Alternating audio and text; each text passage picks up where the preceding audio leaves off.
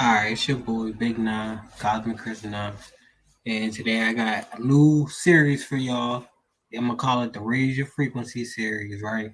And I'm gonna come with a bunch of different videos and a couple different books, little audio books, I guess. Some just a bunch of different random things that I think will help people raise their frequency. And what I mean by raise your frequency, I mean by help you think better, help you process things better, and help you overall have a greater life, hopefully. So what I'm gonna do is today we gonna start this joint off right. We gonna start off with the legend. Uh, Niggas who know me, niggas know I say all the time. Everybody want to be Tupac now. Everybody want to be so smart. Everybody want to be so revolutionary. Everybody want to be so tough. So we gonna start off with the goats. You know what I'm saying? We're gonna get right into it, and I'm gonna come back and give y'all my opinion on the interview and all that. But we're gonna get straight into the intro. I know how big. Excuse that motorcycle. It's a nice day outside. You know what I'm saying? It's that situation when you got we are living in a war zone. It's not as easy as these people are making us think that they just got some criminal ass black kids with guns. It is not like that. We live in hell. We live in the gutter. We got us stacked up 80 deep in one building. You know, by the time you get out your house, you strapped to protect yourself because you living in the same community that the police is carrying rifles and riot gear. Same, they need them riot. Excuse my language. I'm so sorry. The same reasons they need the riot hat, the riot jacket, the flak jacket, the double vest, the 9mm Glocks with extra bullets, the tear gas, the mace, all that. Who do you think the police is using that against? Dogs? So we fighting the same villains that they fight in the street. But instead of them seeing us fighting villains in the street, we all villains.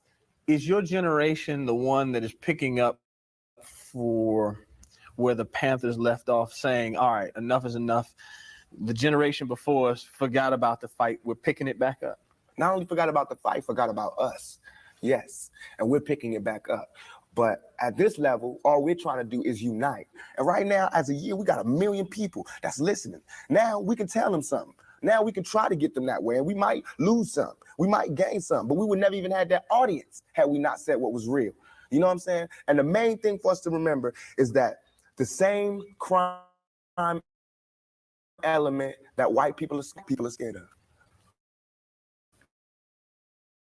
The same crime element white people. So we defend ourselves from the crime element that they scared of. You know what I'm saying? While they waiting for legislation to pass and everything, we next door to the killer. We next door to him, you know, because we up in projects. There's 80 in the building. All them killers that they letting out, they right there in that building. But it's better just because we black, we get along with the killers or something. We get along with the rapists because black and we from the what is that to do? Finally, I want to ask you about something that someone else asked you in the interview, and I thought the answer was interesting because I think it speaks to you and your generation a lot. Someone said, where do you see Tupac 10 years from now? You said, hey, I just want to be alive. That's real for you. That's so real. I made a metamorphosis. I'm a new person today because I used to strongly and honestly, I feel like I could represent my generation so much because I honestly did not care whether I lived or died. But now I cannot die with people thinking I'm a rapist or a criminal. I can't leave until this shit's straight. You know, I'm not suicidal. I can't go until y'all really know what time it is. And then after that, boom, it's all over. And we can see, you know, how this shit fall. But that's how it is. And the reason being is because if I can't live free, if I can't live with the same respect as the next man, I don't want to be here. Because God has cursed me to see what life should be like. If God wanted me to be this person and be happy here, he wouldn't let me feel so oppressed. He wouldn't let me feel so trampled on. You know what I'm saying? He wouldn't let me think the things I think. So I feel like I'm doing God's work. You know what I'm saying? Just because I don't have in the past around people to pick don't mean I ain't doing God's work. I feel like I'm doing God's work. You know what I'm saying? Because these ghetto kids don't see no shit. You know, Reverend Jackson do his up in the middle class, and he go to the White House and have the pro. I'm up in the hood, you know what I'm saying, doing my work with my folks. And just because I don't live there don't mean I don't go there. I got to go there because I can't hang nowhere else. What would a Vietnam vet be like without a sergeant, without any backup, without any other soldiers, nobody but a Vietnam vet in Vietnam? When he came home, how would he be? And that's me. I had to go through all that street, war, everything, the same drugs that everybody else get turned out on. You know, where I would have been stopped short, I made it past. And here's where I am. But because I made it past, I missed some lessons. You know what I'm saying? And you can see the lessons that I missed when you talk to me. You can see where I haven't had a father when you talk to me. You know what I'm saying? You can see where I spent a lot of my time in the streets when you talk to me. Because the words that I say are not words that come from a mother's mouth or a father's mouth. It comes from a prostitute or a hustler, drug dealer. You know what I'm saying? But my words. How much in terms of growing up without a father, sometimes not being with your mother, do you lament on and look back and say, damn, I missed something big? Everything. I know for a fact that father, how do I keep saying this? Because white people love hearing white people talk. But I had a father, had I had some of these opportunities to help my mother more, she wouldn't have went the road she went. I could have been a better son. You know what I'm saying? She wouldn't have went that road. It was the absence of my father. You know what I'm saying? I'm dealing with him being daddy not being there. My mother's dealing with him being my man not being there. You know, so many problems in our community that affect everything. So by me not having that, I ain't never want to hear nothing about no kind of relationships between a black man and a black woman. I knew they didn't work. Because as far as I knew, my daddy was the coolest dude out there. And my mama was a Panther. So if they didn't work, it don't work. That's how I felt. You know what I'm saying? And going out there, you know what I'm saying? It's like watching my mother just go through changes and everything. It's like my mother's my partner. She a soldier. You know, she a soldier like I'm a soldier. You know, and I watched the game that she went through. If I would have went the same way she did her, it showed me where it wrong with her. My mom always told you ever just volunteer yourself to our people because they'll use you. That's what they do.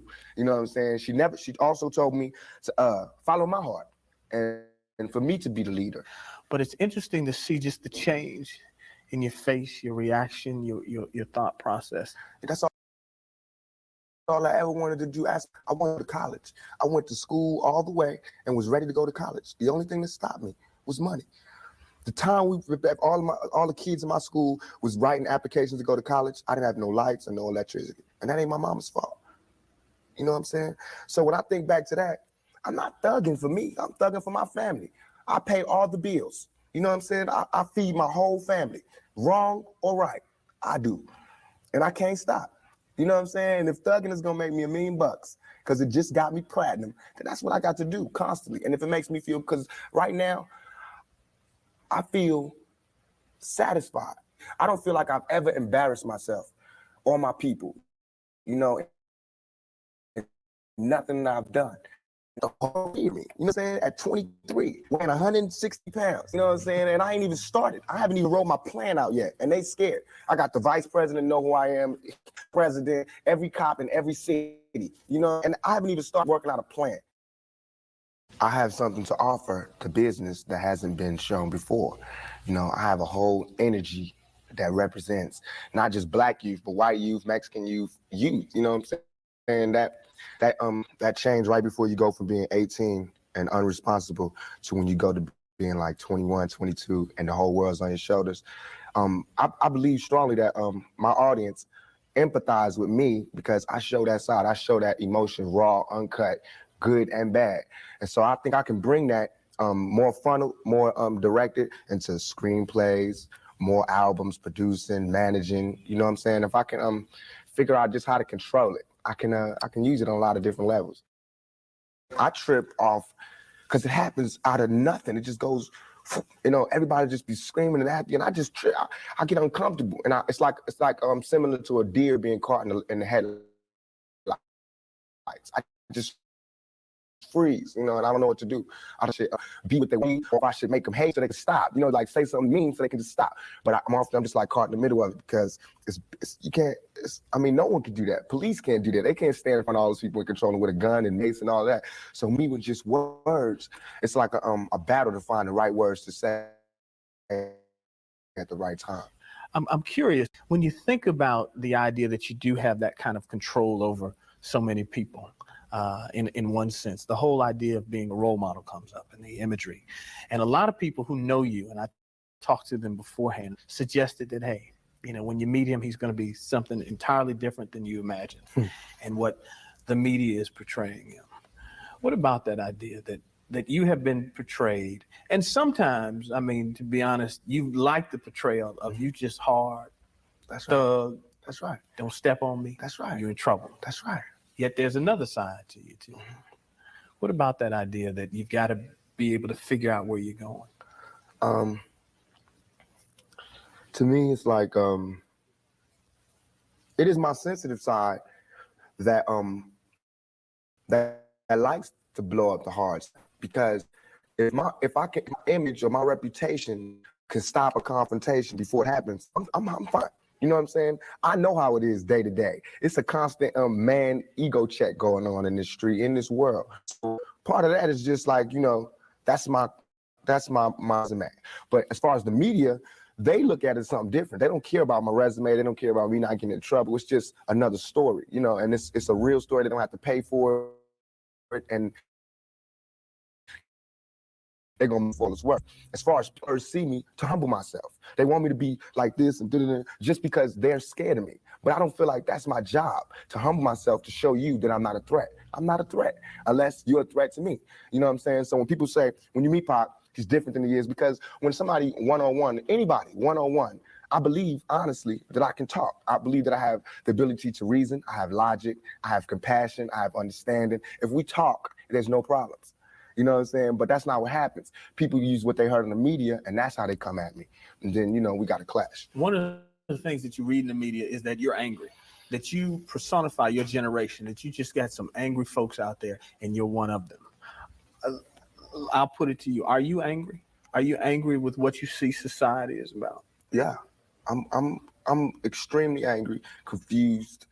You know, a lot of the times that I sat up in court, I couldn't defend myself. You know what I'm saying? And it wasn't like the things they were saying about me were beyond my comprehension, or the things that I could say weren't going to help my case. But because it's like being exiled, you know, from society, and that's how I feel. And this whole the anger comes from, I'm tired of waiting for my past to get into society. All I ever wanted to do was make me and everybody around me feel more comfortable about where we were. You know what I'm saying? About the places that we stayed, this is our home base. Let's build it up. Let's be happy about where we come from. You know what I'm saying? Instead of trying to assimilate and get a pass key to where they at. You know what I'm saying? Not to say that everything needs to be separate, but we got to find pride in ourselves. You know what I'm saying? And once you get the pride, like damn near 2 seconds after the pride comes anger from being held like that for long. And to be made to go through those changes, you get mad. You know what I'm saying? As soon as any black man receives his first 3 checks, he starts getting mad. Because it's not about the necessity of having to have a job and having to pay and having to do that. You don't care no more about the smiles and the, you know, yes, massa, because you done got paid. You know what I'm saying? And now it's like you want to save money. You want to help other people. And you see how far it is, how far you have to go to help anybody in your neighborhood. It's set up for me when I get paid for me to exit the ghetto. You know what I'm saying? The only reason I've had these problems is because I haven't left yet. And these problems don't come from me, man. It's from society, the problems that we have. Let me put this to you. A lot of people tell me,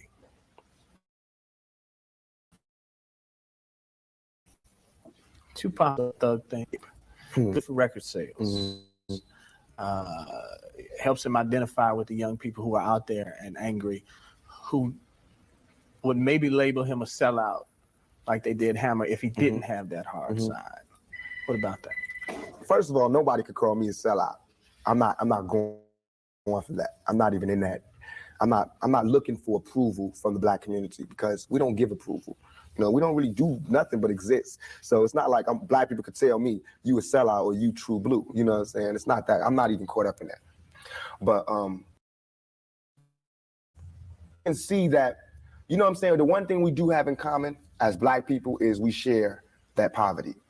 So the thug side is more closer to the poverty than me being rich. You know, how can I come to any community center, you know what I'm saying, sporting a Rolex presidential, all these diamonds, and be like, look, we, you know what I'm saying, gotta. But now when I say we, they know what I mean. I'm not saying like I live in this neighborhood and nothing, but I'm a thug and they thugs. They can relate to it. I don't even have to say that. You know what I'm saying? When I come, I don't have to say I'm real.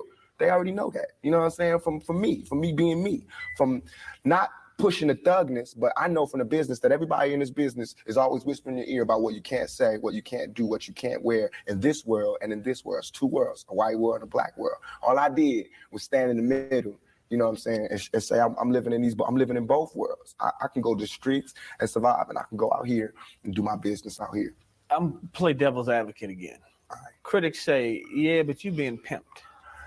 You're being pimped by the record executives who will allow you to do your thug life because it portrays a certain black. I mean, you've heard it, Yeah. that if you were just a singer, you wouldn't have the same record contracts you have. Right. But because you portray the thug life, the gangster rap, they've allowed you to make that money. They've allowed you to push and make your platinum. I beg to differ. You know what I'm saying? I'm getting pimped. That's true. But just like how a woman would be, you know what I'm saying? Anybody to be pimped. You know, it's like, it's not that you get pimped, it's how long you get pimped. You know what I'm saying? Because if you really look at this situation, it is not I who's being pimped. When you look at them white kids with Raiders hats on, it's the white folks getting pimped. You know what I'm saying? Because I'm making their future. I'm writing down their curriculum. Right now, what I write in my album today, when it comes out in 2 months, that's what white kids is doing. So who really is getting pimped? What I'm writing in my raps is what them white kids is gonna be saying to their mamas and daddies when they come home. Who is getting pimped? You know what I'm saying? I'm a high school dropout. You know what I'm saying? As far as my teacher told me when I was in high school, I ain't gonna be, you know what I'm saying? I just gotta, it's going down. You know what I'm saying? It's going down. You know, everybody's getting pimped. Whether you work a 9 to 5 or whether you work for yourself, you're getting pimped by somebody. That's not the crime. The crime is how long you allow yourself to get pimped. You have to come up. Everything is a come up. Everything is a struggle. You start from the bottom, working to the top. The press and the media make you think that a black man arming himself is illegal or criminal, or that he wants to arm himself to rob a liquor store or something. You know what I'm saying? That is for me to defend myself, and it should always be. It's just about surviving, you know, and we have to be honest about the tools that we use to survive.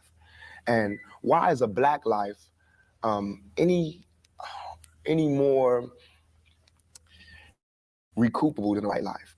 You know what I'm saying? We know that they don't put the same security in the ghetto that they do in the whites in the white neighborhoods. So therefore, for me to be out here saying, don't, you know, put your guns down and no violence, that's hypocritical. And if I didn't talk about the violence, everybody would act like the violence wasn't there. We as rappers bought that violence. We bought the violence that we seen on the street. We put in our records for years. And after 3-4 years, people finally starting to see it because of all the statistics that's going on in the streets. If we stop talking about it, then they wouldn't take statistics. And when they stop taking statistics, then we'd be killing each other in the street, and these white people wouldn't care no more. Only reason they care is because, you know, there's been some strays and they slipped over in the white neighborhoods. And there's kids in Iowa that want to be like us. You know what I'm saying? There's kids in Indiana that's trying to be like us because they can relate too. You know what I'm saying? You even admitted, I don't live in that neighborhood anymore. There's no real reason for you to carry a 9mm. Don't believe that.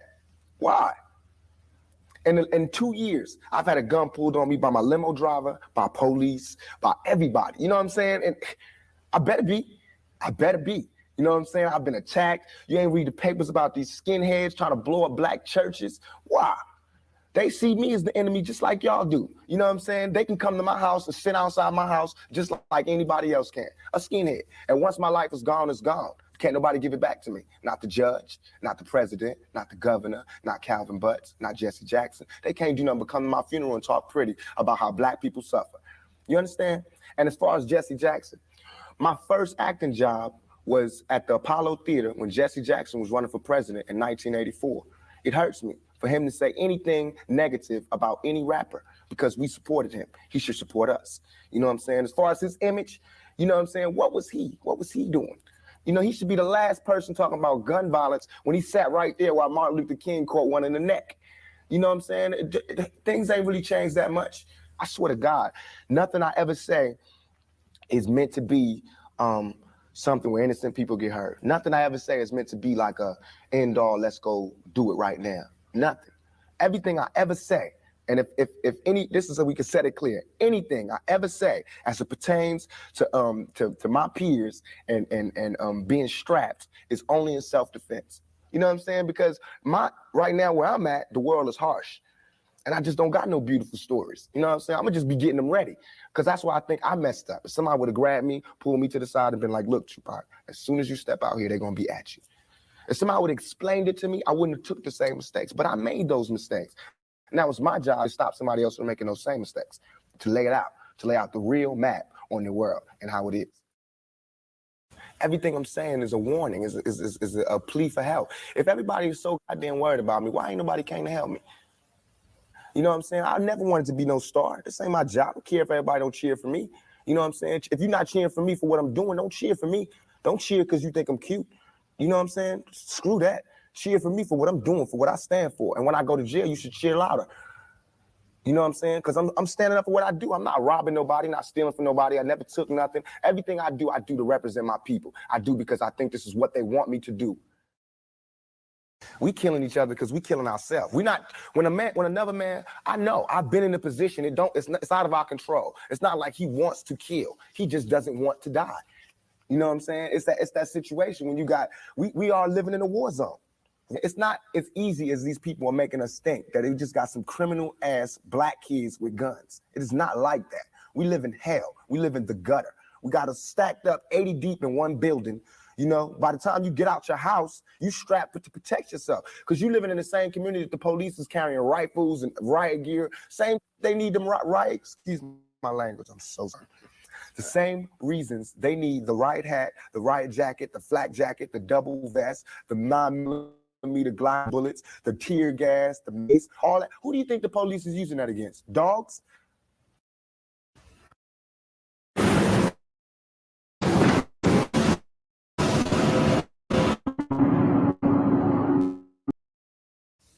So we fighting this, they fight in the street. But instead of them seeing us fighting villains in the street, we all villains. Is your generation the one that is picking up for where the Panthers left off, saying, all right, enough is enough? The generation before us forgot about the fight. We're picking it back up. Not only forgot about the fight, forgot about us. Yes, and we're picking it back up. But at this level, all we're trying to do is unite. And right now, as a year, we got 1 million people that's listening. Now we can tell them something. Now we can try to get them that way. And we might lose some. We might gain some. But we would never even have that audience had we not said what was real. You know what I'm saying? And the main thing for us to remember is that the same crime element that white people are scared of, black people are scared of. The same crime element that white people fear, we fear. So we defend ourselves from the same crime element that they scared of.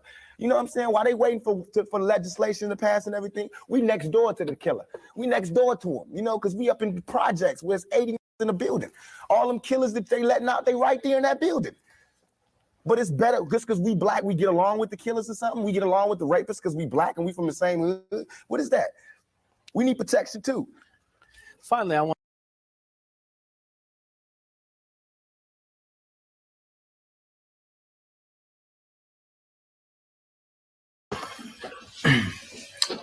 Man, y'all already know. I know most of y'all probably already know about Tupac, but he all about and how he was coming when he was alive. Rest in peace to that man. But for those who don't know, now you'll see he was different, different breed. When the boys asked him at the end who were they picking up the Black Panthers movement or whatever, and he said yeah, but technically it's no. You know what I'm saying? That was in like 1994. Didn't know rappers or none of them people really pick up that movement. It was only the conscious rappers, and then it was mainly like for people like that. It was mainly Tupac and Ice Cube. Those were the only two. Other than that, people was not messing with that conscious movement or the NOI or the Black Panthers. So I don't want none of that shit.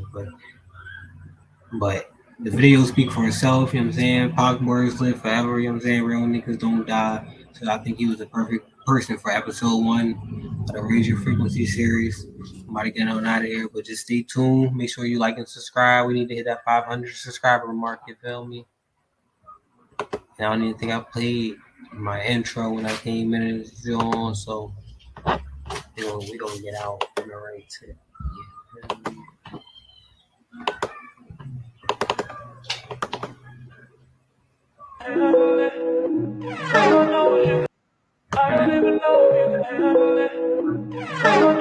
Hey, yo, Ring, turn that up. I don't even know if you can handle it. All I know is you can have it. I don't even know if you